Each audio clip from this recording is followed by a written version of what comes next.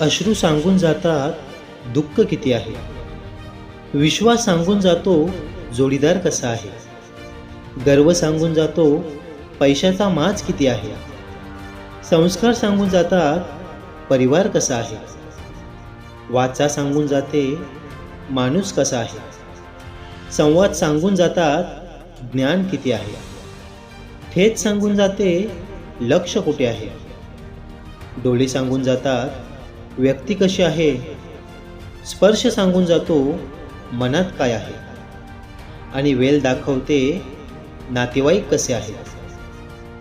भावकीतली चार माणसं एका दिशेने तेव्हा चालत असतात जेव्हा पाचवा खांद्यावर असतो. संपूर्ण आयुष्य आपण याच विचारात जगत असतो की लोक काय म्हणतील. मेल्यावर शेवटी हीच लोक म्हणत असतात की रामनाम सत्य आहे. माणसाची कदर करायची असेल तर जिवंतपणीच करा, कारण तिरडी उचलण्याच्या वेळी तिरस्कार करणारे सुद्धा, राग करणारे सुद्धा रडत असतात. मेल्यावर माणूस प्रेमळ होता, चांगला होता, त्याला माणुसकी होती असं म्हणण्याची प्रथा आहे. आणि जिवंतपणे माणूस ओळखता येत नाही, त्याच्यावर प्रेम करता येत नाही, किंवा मग त्याला समजून घेता येत नाही. हीच खरी व्यथा आहे.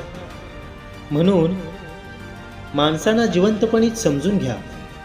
मेल्यावर समाधीवर फुलं वाहण्यात, फोटोला हार घालण्यात, त्याच्या 13वेला जेवण घालण्यात किंवा त्याच्या आवडीच्या वस्तू बनवून पात्रावर ठेवण्यात काहीच अर्थ नसतो.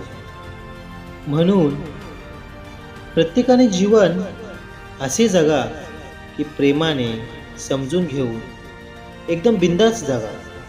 तर मित्रांनो, श्रोत्यांनो, मायबाप हो, हे सुविचार तुम्हाला कसे वाटले हे आम्हाला कमेंट करून नक्की कळवा.